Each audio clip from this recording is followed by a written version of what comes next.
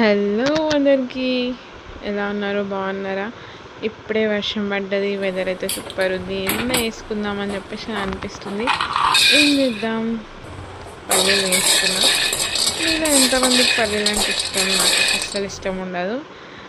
But ఏం చేస్తున్నా, చూసిరు కదా ఆల్రెడీ తమ్నెల్లో సర్వపిండి చేస్తున్నా. ఇట్లాంటి వెదర్లో మంచిగా మమ్మీ దగ్గర ఉంటే అయితే ఏదంటే అది చేసిస్తుండే. అప్పుడు మనకు అట్లా కోరికలు కూడా వస్తుండే అనుకోండి.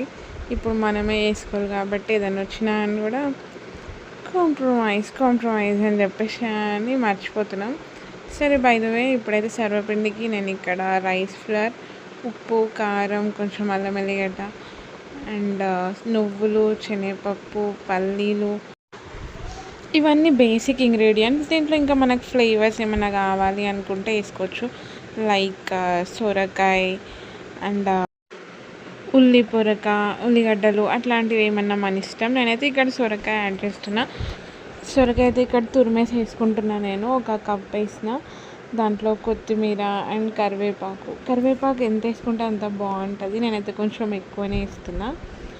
అన్నీ వేసేసి లాస్ట్కి కొంచెం జీలకర్ర వేసి ఇంగ్రీడియంట్స్ అన్నీ కలిసేట్టుగా మంచిగా మిక్స్ చేసుకోండి.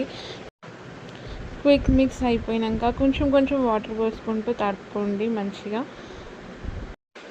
బయట అయితే ఇప్పుడు మనకి మొత్తం ఆయిల్లో డీప్ ఫ్రై చేసినట్టు వేసి ఇచ్చేస్తున్నారు.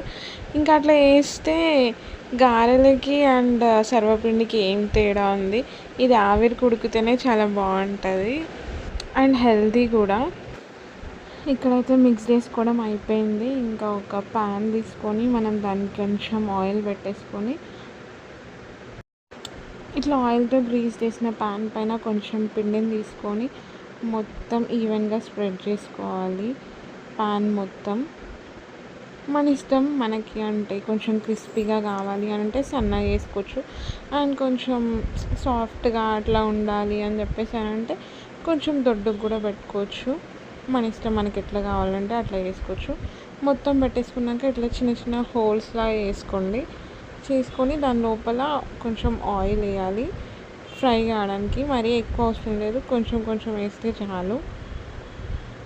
ఇంకా అట్లా వేసుకొని స్టవ్ ముట్టించుకొని లో ఫ్లేమ్ పైన పెట్టేసుకోవడమే. ఇక్కడైతే నేను పెట్టేసిన ఒక 5 to 8 minutesలో అయిపోతుంది. అయిపోయాక ఇంకా దానికదే వచ్చేస్తుంది. మనం ఎక్కువ కష్టపడాల్సిన అవసరం కూడా లేదు.